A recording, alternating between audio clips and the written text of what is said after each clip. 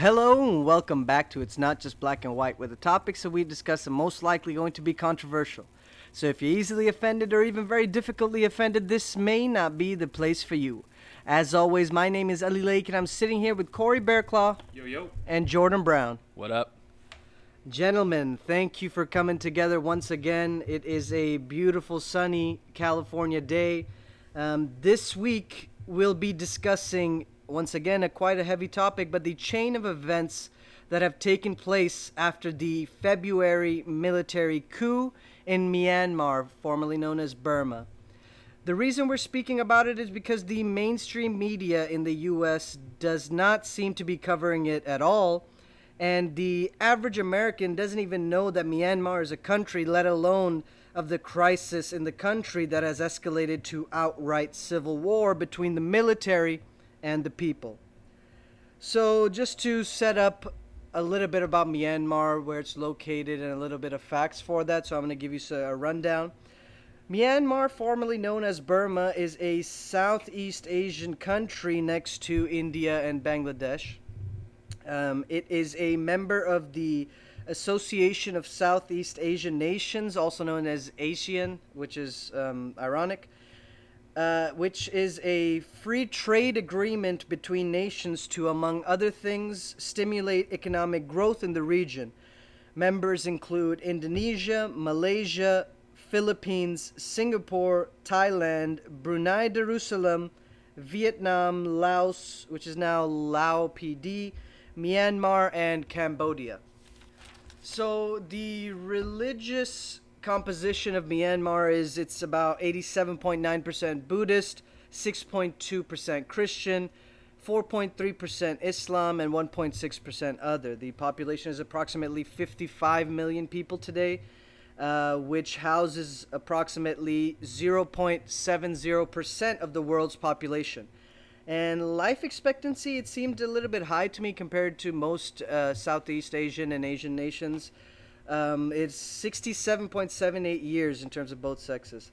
What's really important, and I think now in a more globalized world, the main industries are quite relevant because although there has been chaotic times in the country, dictatorships in the country, trade has always been prevalent globally, and a lot of nations, even today, have a lot of vested interests within the country. So their main industry is agriculture, which makes up about 60% of their GDP, and about 65% of their labor force is allocated to agriculture. The mining industry is also huge there. We're talking rubies, pearls, jades, and sapphires, some of the rarest in the world. In fact, 90% of the world's rubies, they come from Myanmar.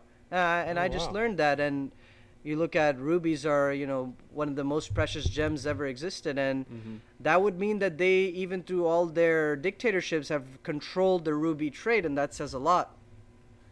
Also, tourism is one of their really big industries, obviously not recently, and I don't think it's getting any better for tourism in Myanmar anytime soon.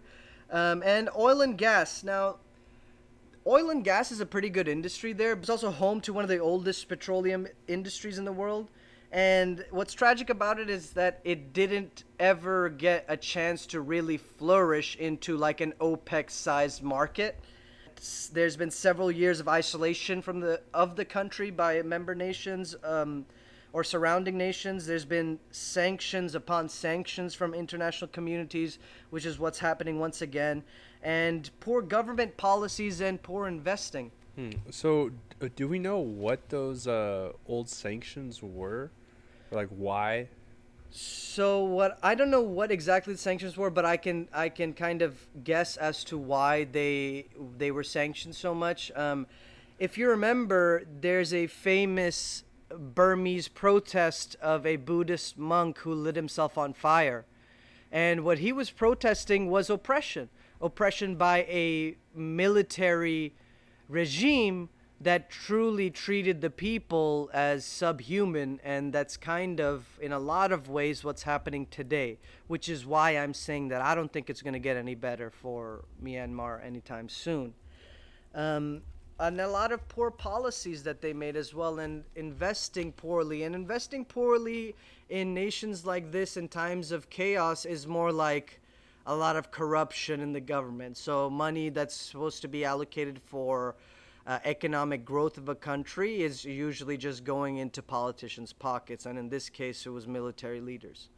A lot of these same leaders who have emerged once again.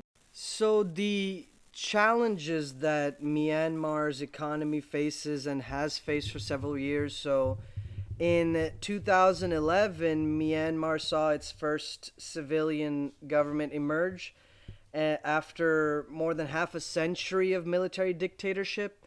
And during those times, and what seems like even when first democracy was founded here or established in Myanmar, the rail and road networks had been neglected for several years, and according to the Asian Development Bank, the country needs at least $60 billion for upgrades up to 2030 to be on a level to be competing effectively. And now, now they're a member of the ASEAN Free Trade Agreement, and that's causing a whole lot of conflicts that we'll also be talking about. But it's not seeming so bright for their economy, to say the least. I mean, let's not even talk about the people yet.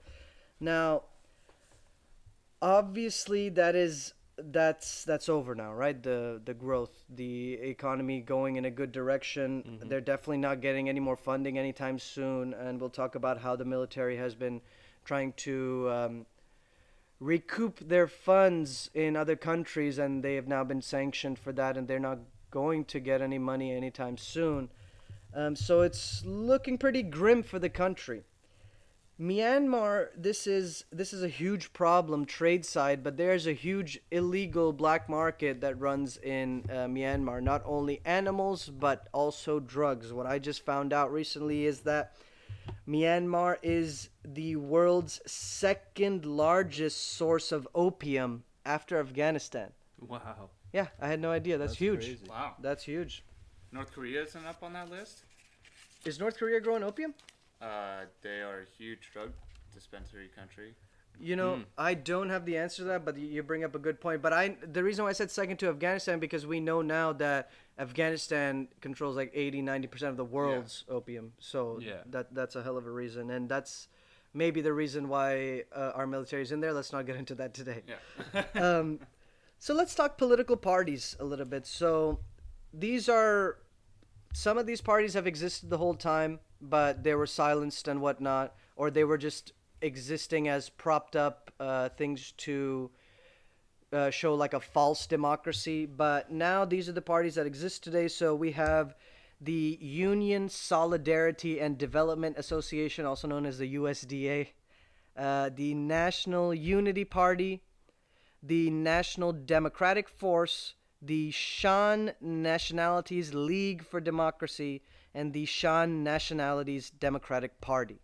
I don't know the distinctions between those two, but the last one is the National League for Democracy. This has been the political party that has been in charge, we can say, for the most part, and the leader of that party, who has now been wrongfully jailed, also tortured, and month after month, week after week, new charges have been brought against her, and we're going to get into some of those charges and see if they're justified. But the leader of that party's name is Aung San Suu Kyi. Now, that is a very difficult name to say, so for our purposes today, we'll be referring to her as Miss Kyi. And you know what's actually really interesting about Miss Kyi is that she became world famous in the 1990s for campaigning to restore democracy in Myanmar, or I believe it was Burma at the time. She was very well connected, knowing that she was the daughter of the country's independence hero, General Aung San. She spent nearly about 15 years in detention between 1989 and 2010. After organizing rallies calling for democratic reform and free elections. So she was all around in trying to really fight the military and the ruling power of the time. Mm-hmm. And due to her actions, she was actually awarded the Nobel Peace Prize in 1991 while under house arrest. It's pretty crazy to think that Wow. that's something that she was able to do while being under a house arrest, while the military is probably trying to fight. They're trying to silence her. Yeah, they're trying to silence her, and she's still speaking out, still able to get the message out, and making all these rallies happen, organizing them. And it's surprising that she never was assassinated during these times. You see these dictatorships, and there's people that are trying to oppose the party in power, and they get wiped out, and you never hear about them again. I think it's because she had like such a big polarizing name. I mean, she got the Nobel Peace Prize. I mean, like, you can't whack the person who just got the Well, it Nobel could Peace also Prize. be because her father was a general, correct? That So is true. She has connections. yeah, she may be a powerful person, and just because she's speaking against the military, she still technically comes from them, and maybe that's why she was allowed to get away with it. Yeah. Well, what's funny is that you're speaking about the military and how she was connected to the military. And in 2015, she led the National League of Democracy to victory in Myanmar's first openly contested election in 25 years. But she actually got her name tarnished because her reputation with the military. And she spoke openly and defended the military's actions of the deadly campaign against, I'm going to butcher this name, the Rohingya. Rohingya, yeah. It's a Muslim ethnic group, minority group inside the country. So she was defending them, saying that it wasn't actually ethnic cleansing. She went in front of the International Court of Justice to defend the military. So there's a lot of people who actually acted against her, or that went against her when she committed those acts. Yeah, and that genocide was actually a pretty the big deal at the time.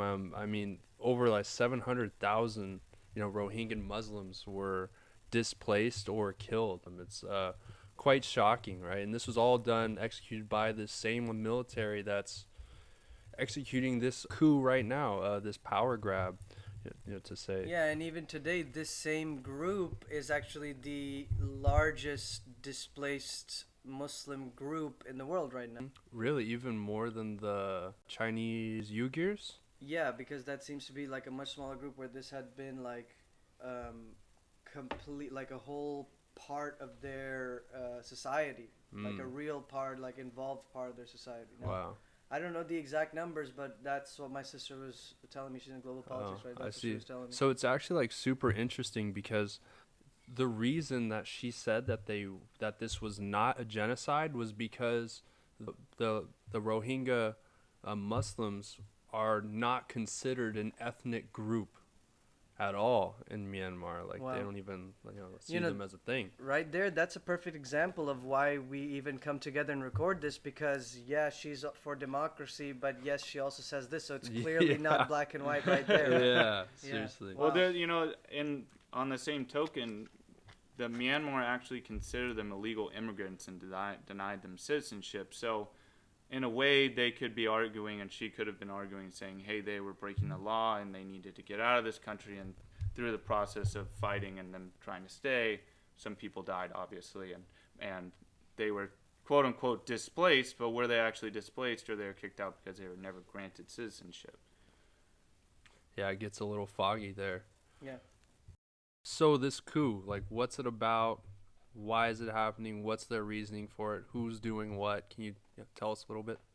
Well, the military actually had power from about 1962, correct? So they had from 1962 to pretty much 2011 or so. They were the ones running the show. And currently, the commander-in-chief, Min Aung Hlaing, actually ended up wanting to take power or take over the government. And he was a man of huge, significant political influence, successfully maintained the power of the Tatmadaw, Myanmar's military. But through the process of the coup, he actually received a lot of condemnation and sanctions for his alleged role in the military attacks of the ethnic minorities. But the general actually sought to justify the takeover because he said the military was on the side of the people and would form a true and disciplined democracy. Obviously, that may not be the truth. Maybe he wanted power. Maybe he really is fighting for the people. Who really knows? So what is the main reason? And I believe it was because there's like voter fraud, right? Yeah, so actually there was an election, a democratic election, where the National League of Democracy ended up winning, correct? And they ended up winning by a vast margin of, I believe it was 83% or something like that. So the military thought something was up. Maybe there's voter fraud or something like that, correct? And they tried in front of the country's Supreme Court to argue that the election results were fraudulent, threatened to take action, and surrounded the House or the Parliament with soldiers and stuff like that. They went to the election commission, but the election commission actually stated there was no fraudulent activity. So it's possible that they just won the majority power because they were the actual voice of the people. Well, it makes sense that they would be a landslide, victory for this lady, because obviously the people weren't happy under this military, dictatorship.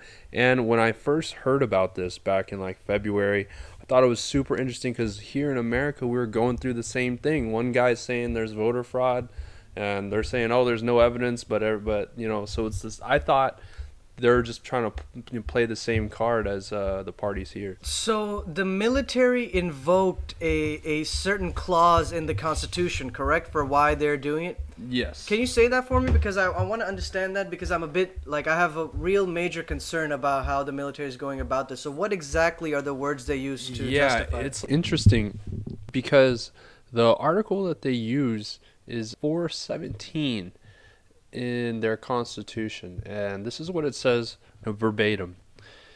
If there arises, or if there is a sufficient reason for a state of emergency to arise that may disintegrate the Union or disintegrate the national solidarity, or that may cause the loss of sovereignty due to acts or attempts to take over the sovereignty of the Union by insurgency, violence, and wrongful forcible means, the President may then, after coordinating with the National Defense and Security Council, create an ordinance and declare a state of emergency. In the said ordinance, it shall be stated that the area where the state of emergency in operation is the entire nation, and that the specified duration is 1 year from the day that ordinance was created. So that's the exact thing that's concerning to me, Jordan Brown. So they stated a state of emergency, okay, but it was never declared by the president. So they take the power, the military then takes the power, they allege voter fraud, then they just go ahead and place a military leader without any elections because they're claiming that they're enforcing democracy. And it seems like that they're functioning as a dictatorship all in all. So if they're really about democracy, and some of the events that happened later on, how they tried to take over the jade industry, take over these different main industries that we spoke about earlier, and just enforcing their own rule, this doesn't seem like, even at the surface, it does not seem like a entity that actually wants democratic rule. Well, what do you think? I think that's true.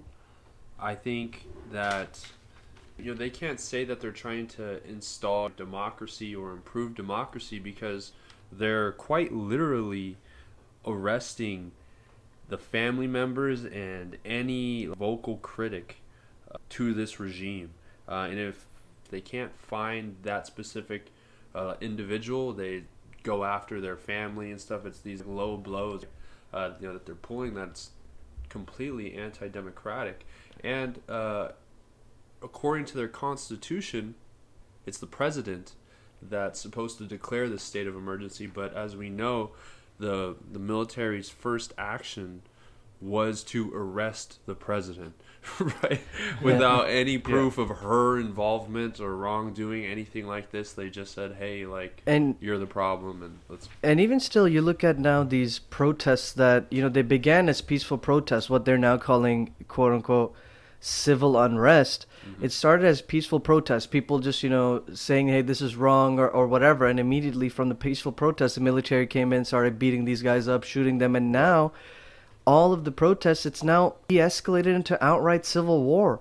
There's like rockets and stuff being used on both sides of the field. Yeah. There used to be a militia that was in the like forest areas of the country, and with democratic rule, they were on a terrorist list. So they were like not a part of society and whatnot. And then so people started running away right to the forest, and this same militia was like protecting them in a way. But now the military has taken them off the list, and also they have now become that militia has now become a part of the military. So they made them a better deal, obviously, and so it seems like overall just seems like the opposite of if you're trying to enforce democracy. Everything that's been going around, and we're going to talk about the events as well. So let's kind of get into the reasons for the coup, right? And let's discuss a little bit about what role the military has to play for that, or in another country, let's say, what role does the military use to enforce Cory Burkle? Yeah, and when you're talking about these guerrilla warfares and how they're now requiring all these different weapons, one question first off I'd like to just ask in general, or just a philosophical thought, is like, who's supplying these militias with ammo and the machine guns and all of the different artillery to fight the government? That's one thing that we need to think about in just the general gist of things. But when you look at the actual history of the peaceful protests, or just the protests in general, around, they're relatively peaceful for the majority of the time until about February 20th, when 2 unarmed protesters were actually killed by the security forces in Mandalay, and one of them was only 16 years old. And then by the 22nd, millions of people across the country started taking to the streets and protesting, and it almost was like protests from the George Floyd protests. It looks similar to that, from the United States. And in no time, in less than a month, there is over by March 27th, there's about 600 people assaulted and killed, detained. There's thousands detained and tortured, and there's a lot more monitored and stuff like that. On March 27th was actually the deadliest day since the coup, where 100 people actually died. Wow. By July 14th, at least 902 people have been killed in the ensuing crackdowns, and tens of thousands of people have been displaced amid fighting between the security forces and armed groups and stuff like that. So, it's expanded civil disobedience because people are just going back and forth and fighting with each other. And now, like, you literally have a fight for power with a military who's, like, supplied with artillery, Yeah. versus the civilians who are just trying to get the powerful force started. So you can obviously see how there's going to be a lot of civilians dying really quickly. Mm-hmm. And soon enough, that's going to destroy the economy, going to destroy the society that was built before this coup started taking place. So what is going to happen, and my question to you guys is, will the military have to keep on killing these protesters, or will they have to somehow destroy the guerrilla warfare and destroy all those leaders, or will they come to peace talks somehow? Well, it's my understanding that a lot of people have fled the cities just because of the way the government is cracking down on these protesters. I mean, they've like swept through the buildings, just like kicking down every door. So a lot of people have fled, and the remaining people, honestly, from my research here, living in an ultra police state right now, right? So they're saying that the police and military are stopping people on the street. They're like looking through their phones, trying to see pictures or messages as to what they're doing, where they've been, who they're communicating with. They're just checking for any type of evidence that they're against this military regime, pretty much. And it's like making people be scared, right? So they're taking all these back streets and alleys and things like this just to avoid these types of encounters, right? And we know when you play hardball with your civilians, they're ultimately going to keep pushing back. They're going to resent you. And as we said earlier in this podcast, this is not the first time that the people of Myanmar have gone through this, right? And they claimed that there's like voter fraud, but it's hard to believe that the people wanted to go back to this, what they're going through right now. Yeah, definitely not. And if you look at even in a democratic state, if there's voter fraud, yes, it's easier to just brush it under the rug and try to like hide it and whatnot. But the solution is not a military takeover. You know, if it's democracy, there's a number of mechanisms in play that you can appeal to the voter fraud. There's no need for the military to come over because that's how democratic systems are set up. If something is not what it seems, then we go find out what it seems, and we have another vote. There hasn't been a single vote, right? Exactly, and when if we try and relate this to the U.S. situation, where there was protests and people believed and still believe today that there's a massive amount of voter fraud in the U.S.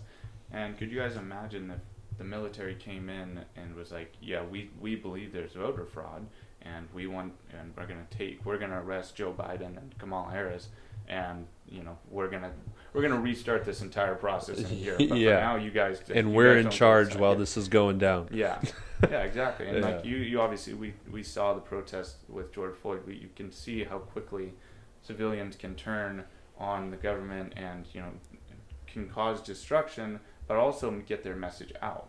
Mm-hmm. And I wonder what would that look like in America if See, that would happen. I think in the U.S. There's a huge variable, which is the mainstream media, which is media in general.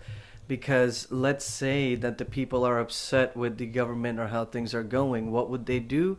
They would charge the capital. And what happened to those people charging the capital, who they themselves believed they were doing the right thing in accordance with their constitutional rights to do so? What happened then? We made them look crazy. I'm not saying they're not or they are. That's irrelevant. But the media immediately came in, said they're crazy. They don't know what they're talking about. And obviously the guy wearing the Viking horns didn't help anybody. But that's how you brush it under the rug, by the media coming in and say these guys are baseless. There's no such thing. They're crazy.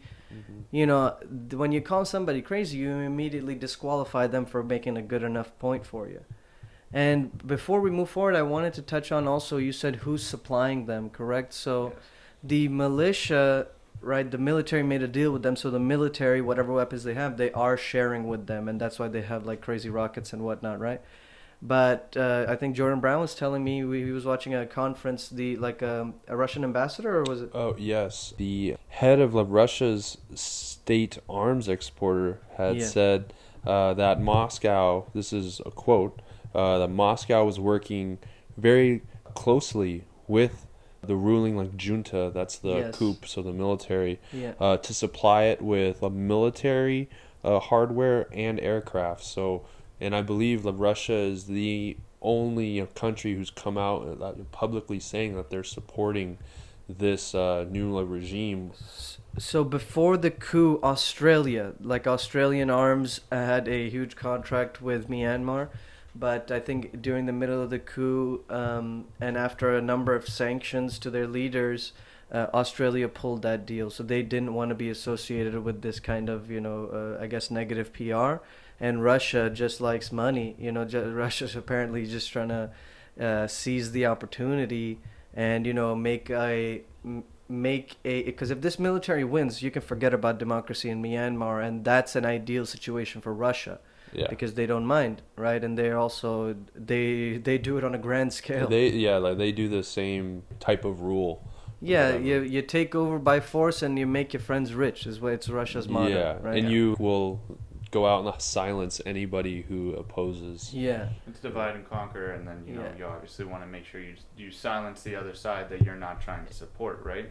But also the Russia's strategy might be to take power away from China, because when you look at it, China is actually one of Myanmar's largest investors. So, and China also claims vast swaths of the disputed South China Sea that is connected between a 9-dash line, which intersects the economic zones of Vietnam, Malaysia, Brunei, Indonesia, the Philippines, which are all ASEAN members. Mm-hmm. So if Russia can take control of that and take the power away from China, that's a vast economic Region.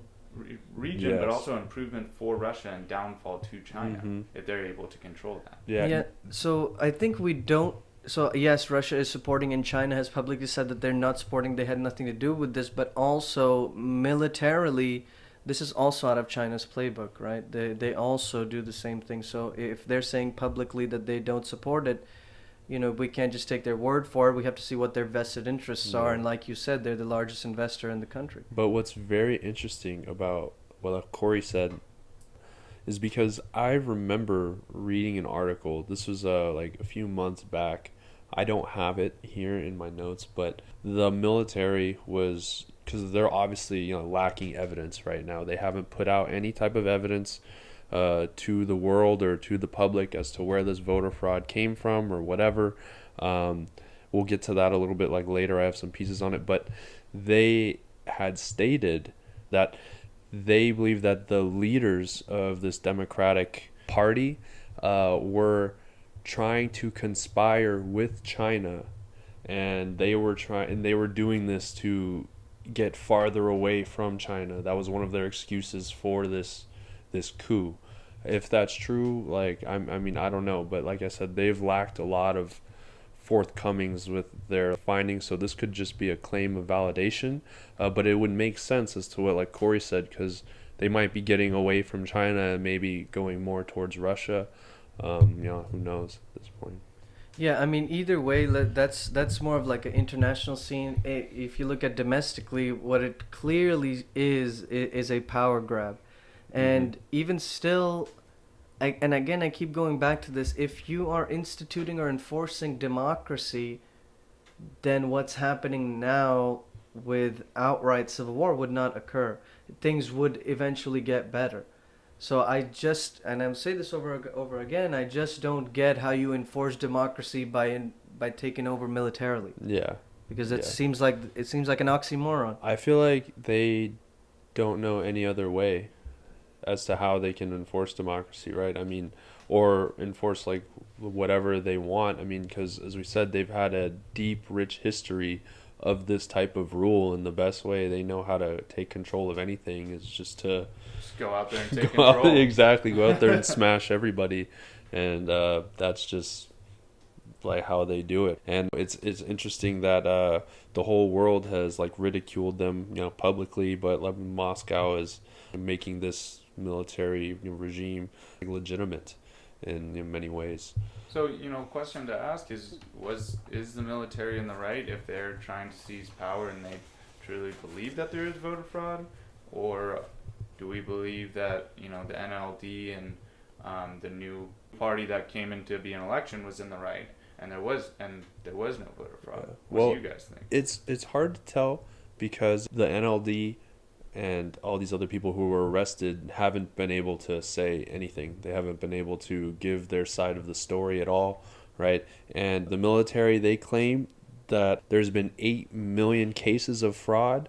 How they determine that is they have a national voter registration system of some kind, and they basically took the list and they noticed that there was some repeat voters per se, so one number corresponds to one person and they saw that multiple times, or they saw a number and it was with a different name, but like I said, they took all of this evidence and they've just kept it. They haven't released it to anybody independent, but some independent observers have actually came out and agreed and said they have found some evidence of fraud, or that it could have occurred, but there's been no evidence to verify it. And there's actually a U.S. based center. It's called the Carter Center, who had 40 observers out on these polling stations, and they said that on election day there was, I quote, no major irregularities were reported. But as I said, the military claims that these registration numbers were repeated or have same or different names. But again, this data cannot be verified because they removed it from anybody to see. And for some reason, part of this feels from the military side a bit personal to me, because they've captured Aung San Suu Kyi, and they've kept Miss Kyi, locked up, tortured her, whatever it is. And every month or so, every few weeks or so, they're coming out with new charges against her. There was just recently, I think this month or the last month, she had her first trial where she was seen in public. But they're going after this person as if there isn't a whole Democratic Party behind her, which also they're not speaking or they're not being allowed to speak. So this seems like an attack on democracy versus a enforcing of it. Exactly. And I mean, everybody else who's a part of that party, they're either arrested or in hiding, right? I mean, as I said, so they.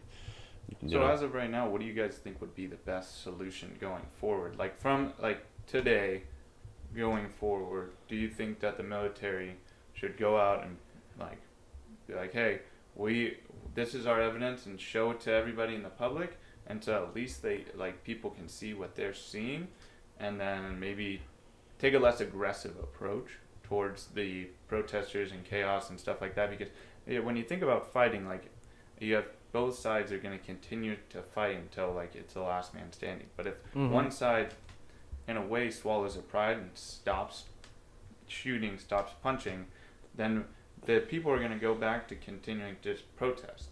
If they start burning down cities and destroying all of the land and property, then it's okay, maybe we need to find a way to control them again. But if they're protesting in the street, walking down the street, that's not going to be a danger to them, and they can let them do that while releasing public information of what they have found, right? Mm-hmm. So tragically, I don't say this lightly because this is what it seems like, is Myanmar now is the modern day Iraq, okay? So there's a military now in power. They're doing whatever the hell that they want. And I'm not saying this is any real solution, but from what we've learned throughout history and how we have functioned as a global society, is we've basically, when a military leader goes mad or military is getting out of hand, another country comes in and marches troops and brings order, and most likely it's going to be whoever has the largest military. Right now, India's got a large military. India's never really been necessarily involved with foreign affairs in the sense that maybe Bangladesh, maybe Pakistan, right? But in terms of warring, because they're historical pacifists, but not domestically, but internationally, that's how they present themselves. But India has a giant army that they could just march in there and be like, yo, get it together. Or a different army. I think specifically, my family friends were visiting from Pakistan, and we were talking about, and they were telling us, our politics have nothing to do with them even, but they were telling us that, and they were rightfully so, that, Republicans notoriously have not shied away from domestic policy, and Democrats come in and they give us the next war or whatever foreign policy that we need to focus on. So while we have a Democratic leader, unfortunately, it is going to seem like he might want to take us to war. So just to repeat myself, I don't think this is any sort of solution, but domestically it doesn't seem like democracy is going to come out by itself. Economic growth is going to come out by itself. I'm really concerned that they won't be able to join the international community that they were, once a part of or became a part of, welcomed into even. And, they basically let go of their shit. What I think is unfortunate is that our government or another world power is going to march troops in there in efforts to bring order, and then there'll be one more war that we gotta watch on the news or whatever. Yeah, well, I think it's obvious that probably going to be Russia who's going to march in troops, or at least send their special forces in if they're not already there, right? Like I said, they're the only country that's been on their side per se. But and back to what Mr. Bearclaw said, I believe that the military is in a little too deep at this point, right? I mean, I think their best action now would be to come out with the evidence, let the UN or these organizations go in and review this evidence, so that way they can say, all right, this is legit, maybe there was something. But they've lost all the trust of their citizens, right? So if they stopped shooting, that means people would eventually start to come back to the cities. So as we know, they've fled to the jungles and whatnot. So people would have to come back, obviously going to be hostile. right? And as you said, if they come back and they're hostile, then that gives the military an excuse to keep going with the hard ball or whatever. And this escalation, I think it's gonna be going on for a long time, for the foreseeable future here. And remember that the military is not just the military. There's also regular people that are in full support of this, right? Because they want the order, or maybe they benefit from one way or another. And it's not just wealthy people, for instance, either. It's all up and down the scale. So the military also has a significant amount of supporters. So now the country will always be split into this two. You know, you support the military, or you fear it, or you don't trust it. Yeah. Well, one thing also that's really interesting when you think about it is that the military is made up of the people in the actual society. So let's say this coup and things, start to settle and things start to, let's say, go back to normal. You already have two different groups and two different societies, because you have the people who are in the military enforcing this military rule, and then you have this other side who was fighting against the military. So you're going to have both sides of the coin now, like, be completely divided in beliefs of, like, hey, you were completely in the wrong and I don't want to be associated with you. And now you have, in a way, you could have two different classes, but you also have two different parties just based off that. So how to integrate the military back into civilian life is going to be another thought that's going to be way too difficult to comprehend as of right now. Yeah, it seems like they're going to be back in power for the next 50 years, probably the same way they were in this last century. And that's a horrible thing to happen, because we know from the previous military regime that your roads are going to go to shit, your industries are not going to do so well as they could have, money is going to go into people's pockets, and it's going to be like a small group of people, and the rest of the people are they're in ruin, more or less. It's a huge tragedy, I think. And to kind of go back to what this would actually look like in the U.S., I know we touched about it. We saw these similar events happening with the George Floyd events and the protests, and we also talked about how the U.S. took a completely different approach, right? Instead of going out and shooting these protesters, even though they did, but with rubber bullets, they did, do the beating and their arresting. They definitely had their flaws, don't get me wrong. This was the police, though. This was not the military. Yes, right? This was the police. This is the police. But it's a militarized police. They did have National Guard come out to some cities and stuff like that, which where it was required. But these military were not shooting at these protesters, and it wasn't literally like a fight to the death to protect their land.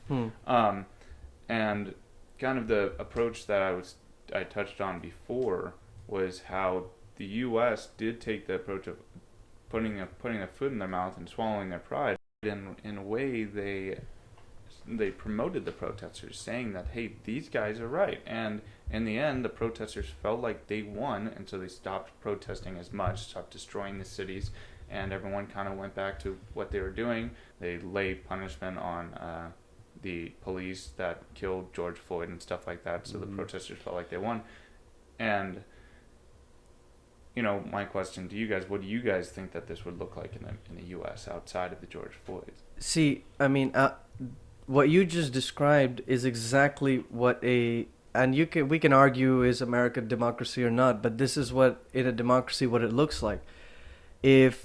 If let's say the police or the military, they're getting out of hand, there's reprimands for them as well. There are systems, procedures, mechanisms put in place to hold people accountable. So it may seem like in the amount of time that Myanmar was this democratic state, the military was just sitting back and giving them kind of this, letting them have their heyday, and then they were always planning to come back and take it. Because I keep saying again, this is not what democracy looks like. Yeah. So the military, they have no place in handling these protests, right? This is part of American history. We've had protests throughout the past 100 years here, right? Military's never been involved. So remember, the National Guard, it's a branch of the military, but the Joint Chiefs of Staff are not in charge of rolling them out. This is a state thing, so the governor would roll them out, right? The military stays out of domestic affairs.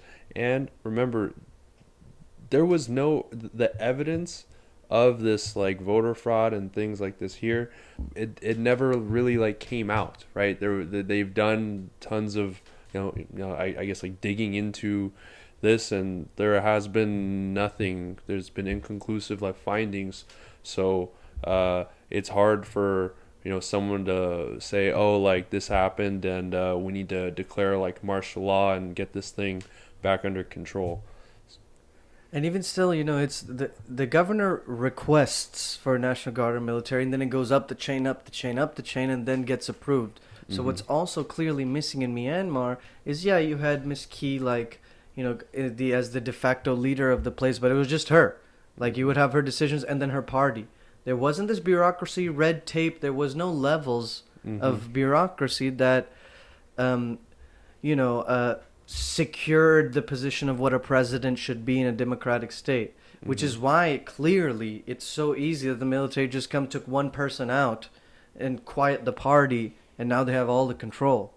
Yeah, and I mean, when you have a military state for your entire history of the country, or what they declare that the country is, and then trying to transition into a government for the people from a military state, that's not going to be some easy transition. It's not going to be smooth.